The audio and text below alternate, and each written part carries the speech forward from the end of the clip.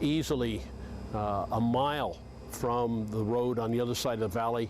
We've got a huge valley out here, runs roughly east-west. There's a waterway at the bottom. Deer move along there all the time.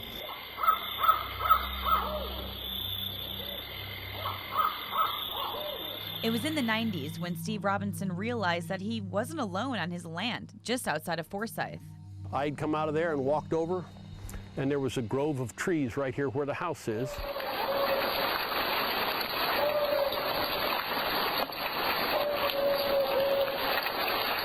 We've heard coordinated calls from 2 and sometimes 3 voices, one on the far slope, one on the near slope, one down in the middle, and they'll be moving from west to east. It wasn't just calls Robinson heard. It was what he saw that made him wonder who or what was crossing his land.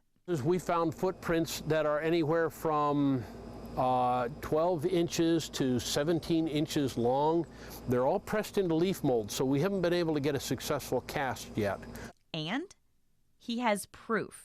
That's when we found a picture about that time on my game camera from down there in the corner.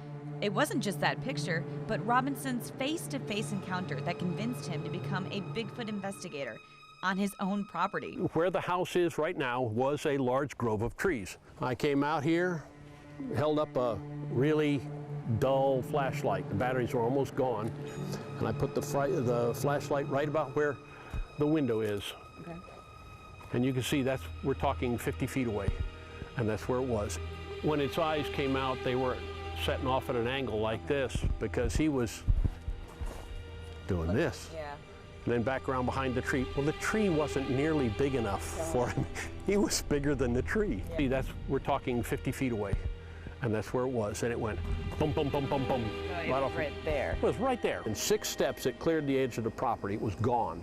Robinson now has a collection of photographs and recordings he claims are proof that Bigfoot is real. But the bottom line is, they've been here for generations. And he's not the only one who's seen it. The BFRO, that's the Bigfoot Research Organization, they're full of reported Bigfoot activity across the Ozarks. Now here I have pulled up their website, and you can see that right here, Missouri is one of the places that is being reported from some of these sightings. Now as I take a look at that, a closer look at Missouri, you can see there are different colors here on this map, and that is the ledger right up here. You can see the yellows indicate, not that many reports, where the darker colors indicate more reports. Somewhere between probably 20 to 30. Okay. A year. Ron Bowles runs the local chapter of the BFRO. That there are Bigfoot reports in every state of the Union and the province of Canada, but every state of the Union of the United States except for Hawaii. Bowles says there's something here in the Ozarks. Missouri has had a long history of Bigfoot activity. News reports dating all the way back to the 1800s, and we're talking newspaper reports, Kansas City Star, New York Times, about the wild man of the Ozarks. Yeah. Robinson says the activity around his house has calmed down over the years, and he misses his Bigfoot. But this guy was just a voice in the dark, and when he's gone, you feel a little bit like, you miss. Yeah. He's part of it, and I would like to see him. Missouri has had a long history of Bigfoot activity. News reports dating all the way back to the 1800s. Dozens of people across the Ozarks every year claim they see the ape-like creature, and the reports may not be from people you'd think. To this day, we still receive witnesses from people with impeccable character. And I'm not talking a Joe Blow like myself. I am talking about police officers. I'm talking about college, university professors. I'm talking about scientists. I'm talking about doctors, lawyers. Sasquatches are one of those persistent mysteries that have been around in the records of writings and drawings and that sort of thing for thousands of years. Ron Bowles, the man who heads up the local chapter of the Bigfoot Field Researchers Organization, and Cliff Barackman, the man behind Animal Planet's Finding Bigfoot, say a lot of people are fascinated with the idea of Sasquatch. I think that the idea of a real monster that is so similar to us walking around really grabs our imagination. Dr. Kevin Jansen, a professor of biology, says Bigfoot is most likely something less mysterious. I mean, in the Ozarks, black bears would be something that they could mistake potentially for something different. Black bears can stand on their hind legs to get a better view of their surroundings. Fact, for over 400 years, this has been entwined in the early, in first Native Americans and the early settlers of North American continent. The notion of us never having had a direct encounter with a Bigfoot is odd. In fact, people say, well, do you believe in Bigfoot? I said, no, I don't believe in Bigfoot. Bigfoots are real, and the evidence tells us that.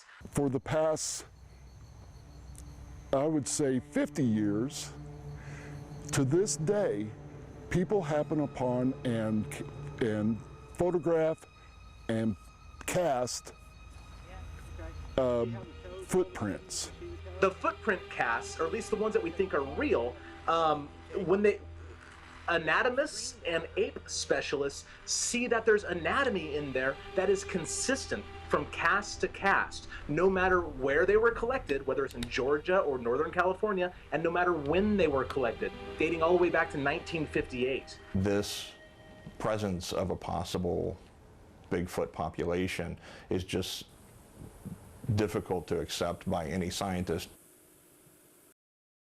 Anytime that I take people out in the woods, I tell them to be sensitive to all senses.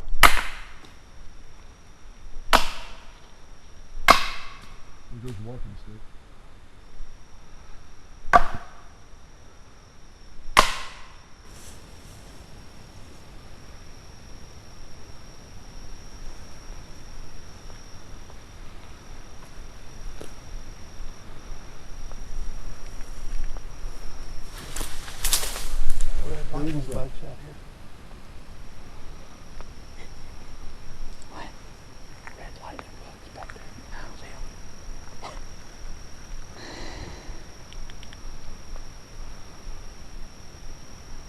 Chris, are you all right? Yep. Was that you? Nope. No, it was right in front of me. Oh. What? It was right in front of me. I thought that was him. What happened? Okay. Okay, come talk to me. It was high. I didn't see anything that did it, but all the branches up here were just shaking like crazy. That wasn't any of us. Seriously? Yeah. It was not down here. It was right up there. I honestly thought you threw the walking stick up there. No, the walking stick is in my hand. Yeah, it was literally, it's probably on my camera, to be told, because I looked right at what, and it was still rustling. So something got shook or thrown at us. Yeah. Yeah, that would be, yeah, because I didn't see anything. I honestly believe that something, something was thrown at us. Now, it could have been just free fall due to heavy rain and stuff like that, but for it to happen moments after You did that. after I did that wood knock, the odds would be astronomical. I mean, the coincidence, oh my soul.